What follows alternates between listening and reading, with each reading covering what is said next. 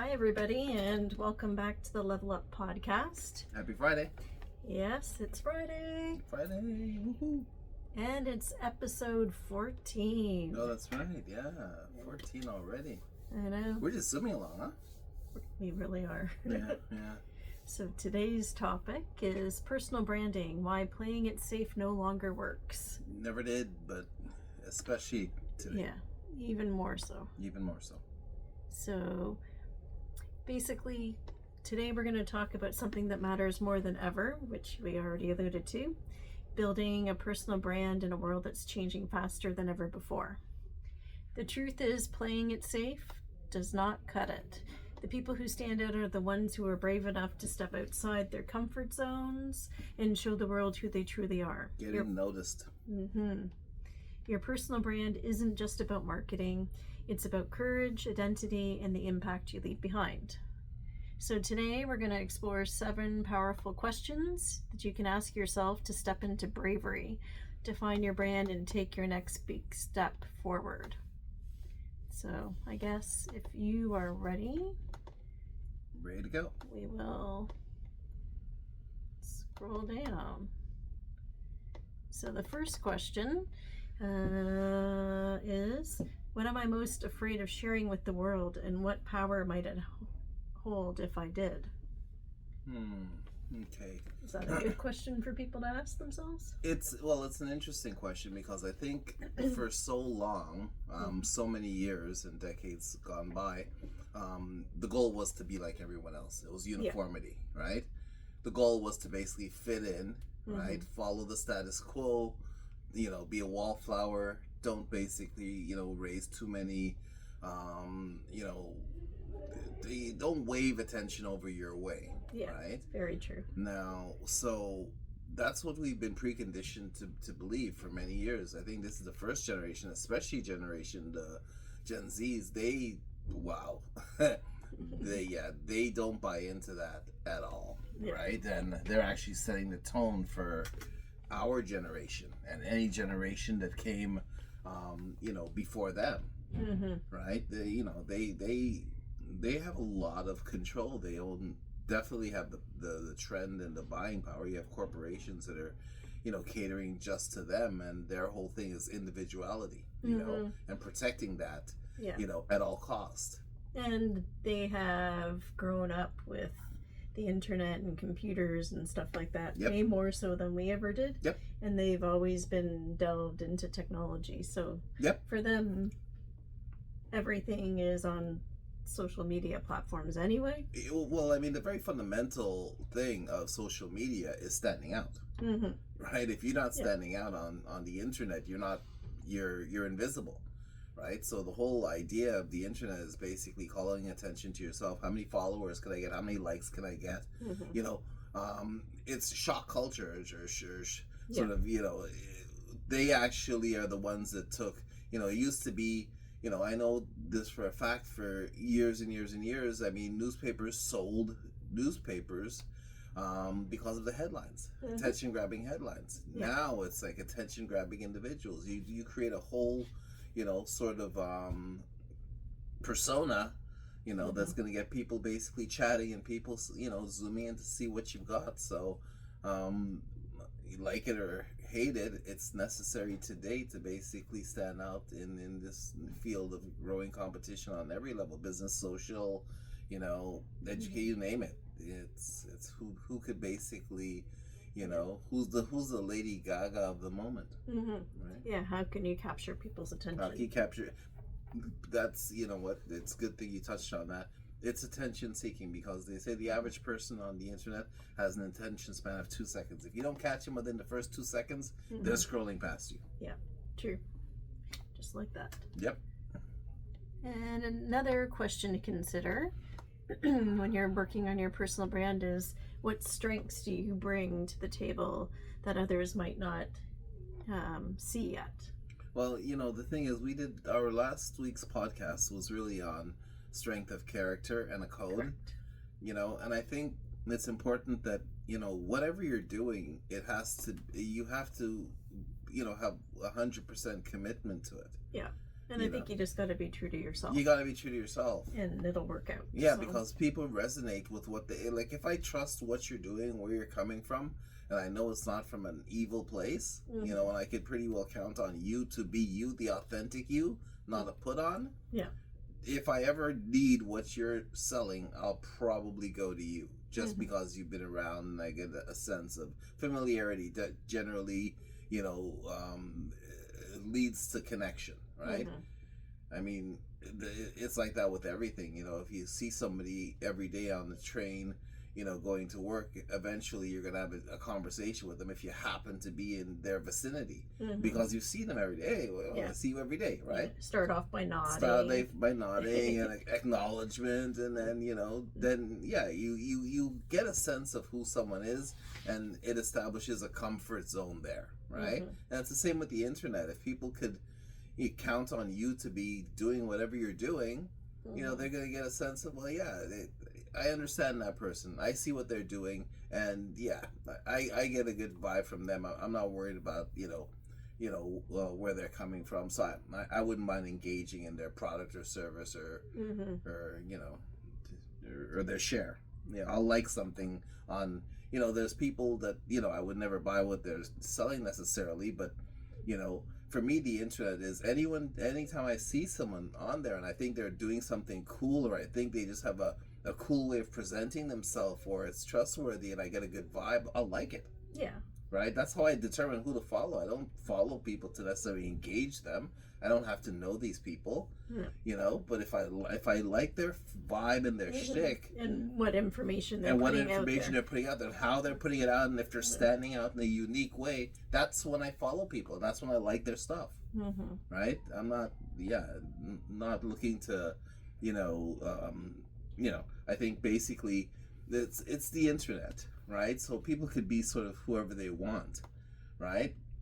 And I think really once you get to a point where you would say, well, you know, I buy their service, or I buy their product, or I go to their concert, or I go to their game, or whatever, right? At that point, basically, you bought into that individual, right? But that's a whole other thing. I think liking and sharing people's stuff is just an appreciation for how they're doing it.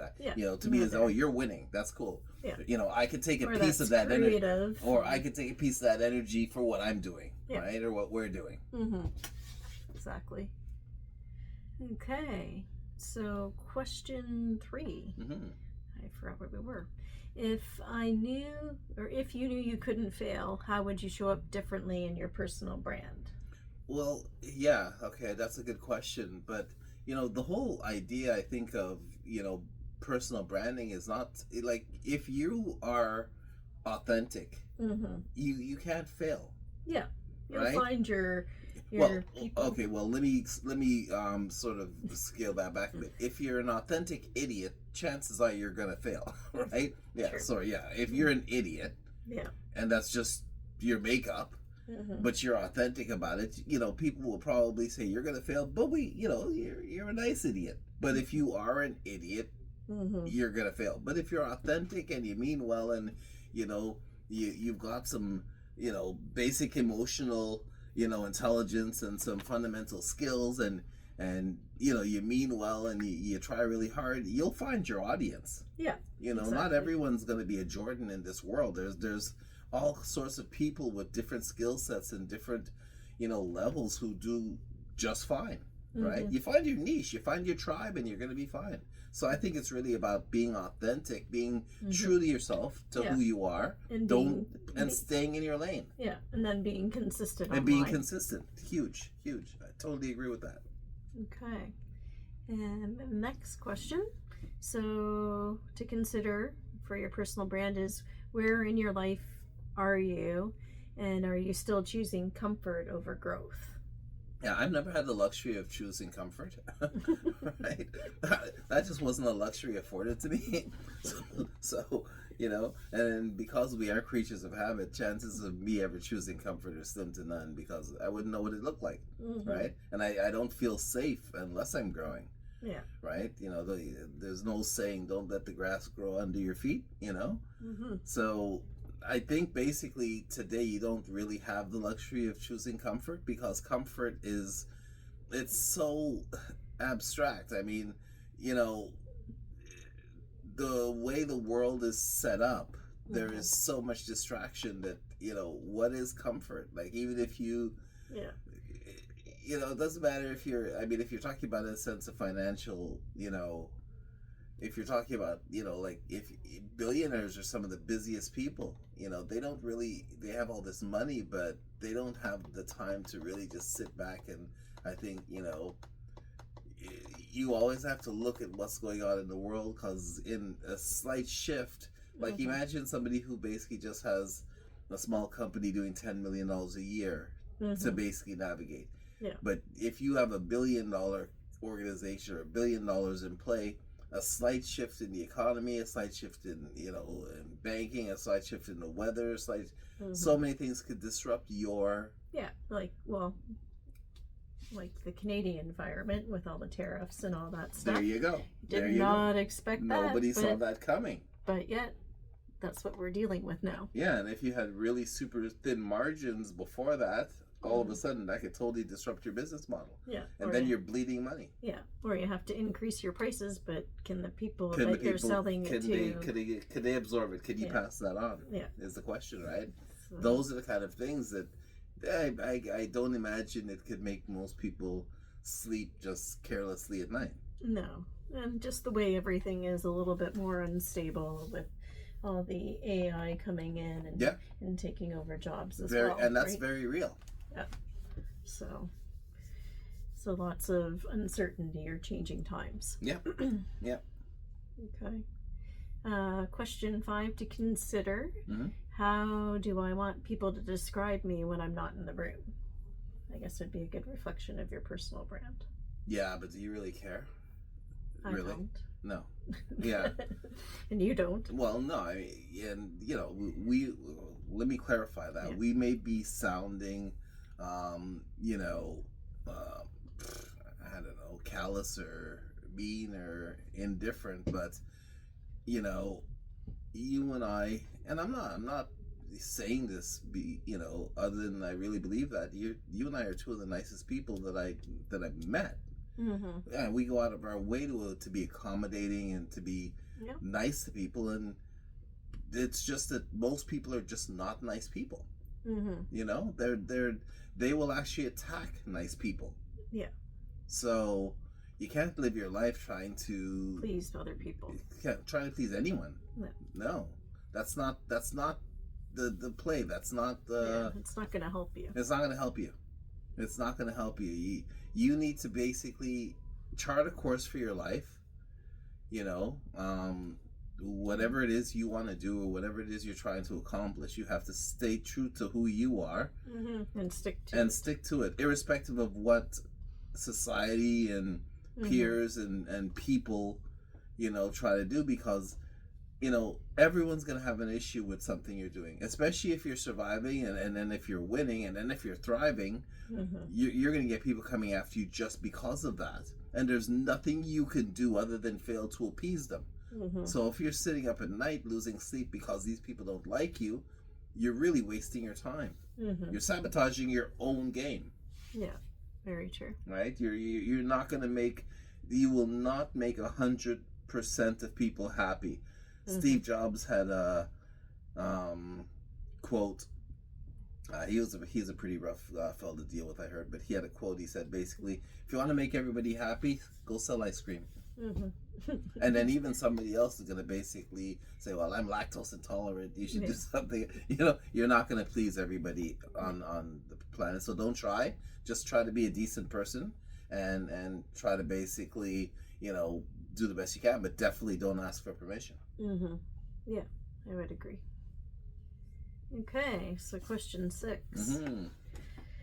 What small, brave action could you take this week to step outside of your comfort zone? I guess that's for the people that are in their comfort zone. Yeah.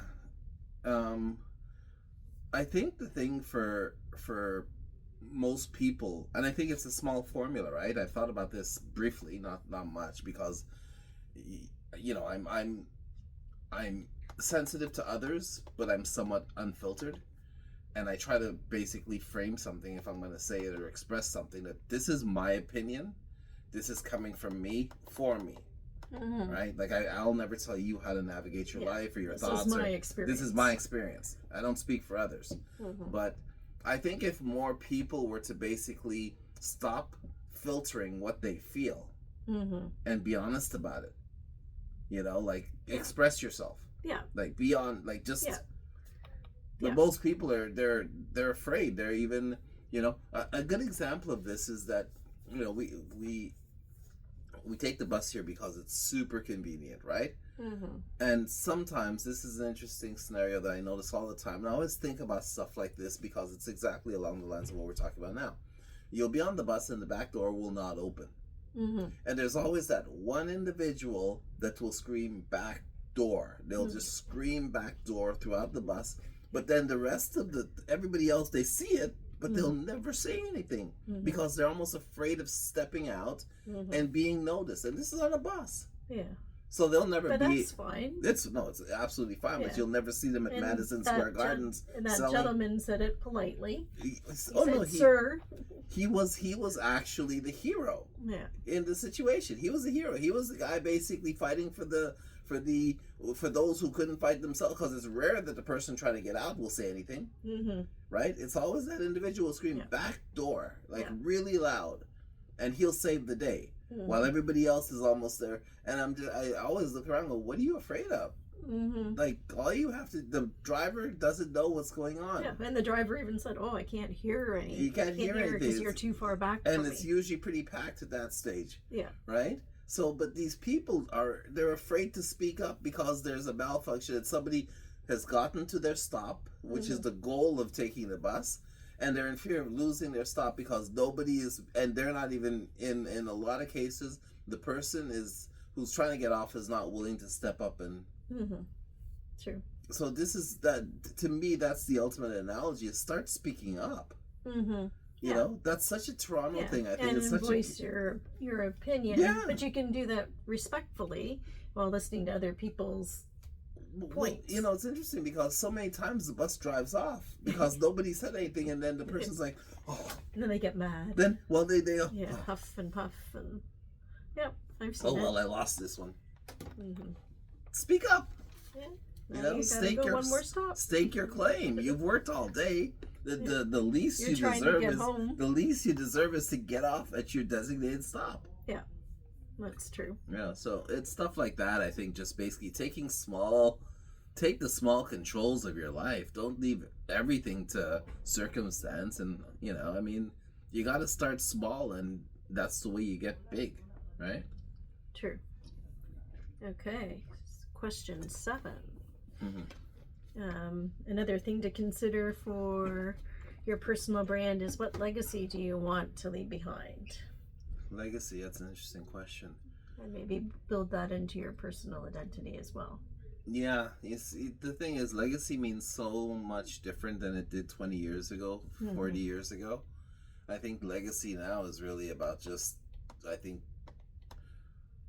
there are no more martyrs. There are no more, like, we're all on the internet. We all send memes. We all,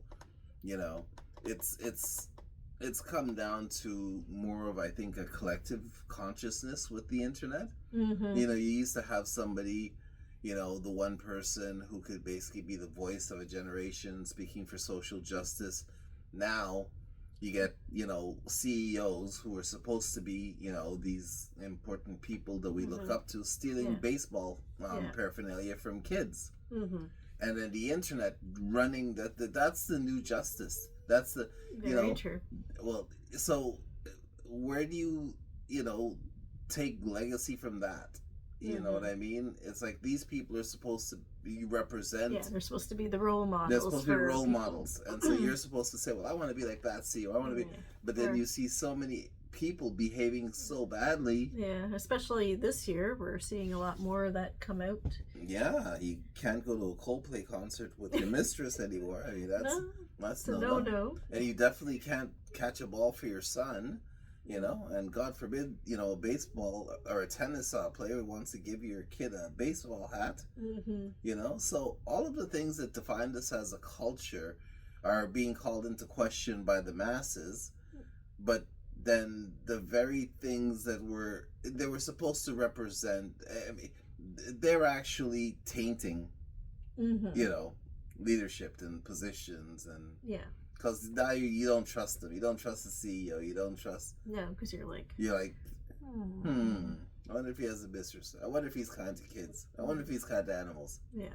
Right? So, legacy. I think your legacy is that today, anyway, my legacy, if I leave a legacy, if I were to, you know, die next year or die tomorrow, who knows? You never know how long you have. But if I were to leave a legacy, it would be that I was a kind person.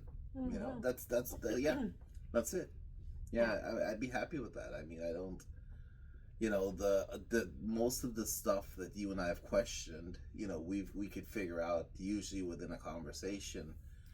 You know, the more complex ones, like, you know, this one particular, you know, in the project we're working on today that we had a meeting with today. I mean, that's a big one. That's a big one. So, but you know, we did some finding out, and we did some digging. How long did that take us? Not long. Not long. So you could like really half an hour. I mean, then you'd have to go back and there's a lot revisit of work. It again. There's a lot of work still to figure out, and a lot of know configuring to do. But got the basic ideas to start from to expand out. Yeah, and so you know the thing is that, and interestingly enough, legacy. It used to be that $1 billion is, you know, a big deal, but you've got, you know, guys like Elon, and you know, guys like what's a guy from he lives in Hawaii. He owns that chip not Intel. What is that other big? Oh, NVIDIA. Well, there's him too. Yeah, he's a good example as well. Okay, this other guy, huge money, but he's actually overtaken Elon in terms of the richest guys. His name slips my mind for right now, but these guys are looking at $1 trillion. Yeah. So they kind of like, okay, my legacy, I did this, I built this, but you got guys basically who are building, you know, data mining or data centers, you know, the size of New York.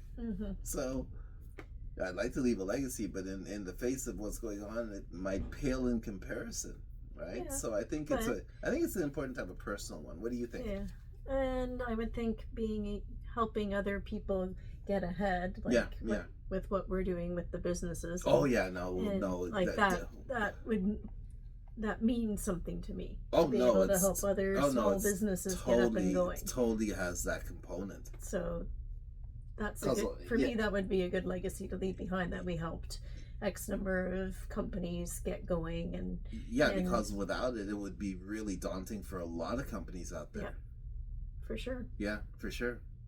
So it's a game changer for sure. So that's exciting. Yeah.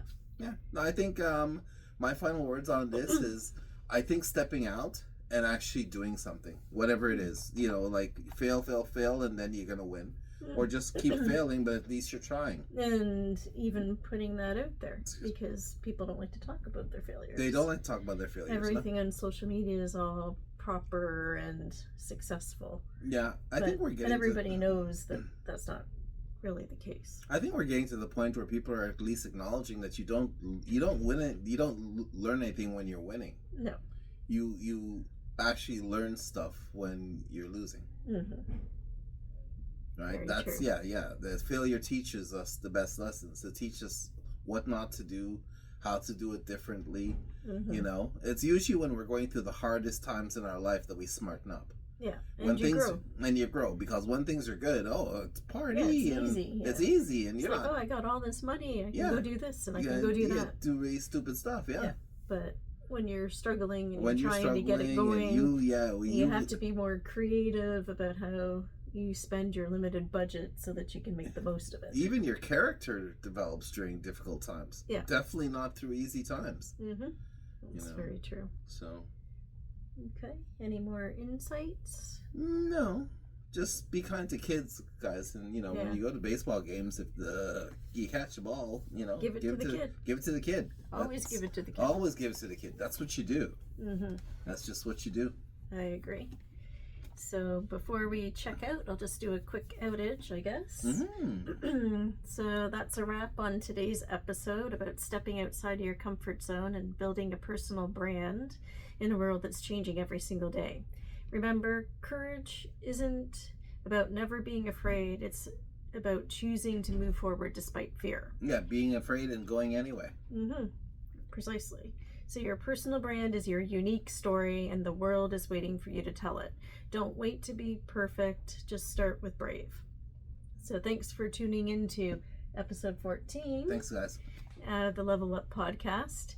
And if this inspired you to step out of your comfort zone, or you were just inspired listening to it, please share it with a friend who's ready to do the same.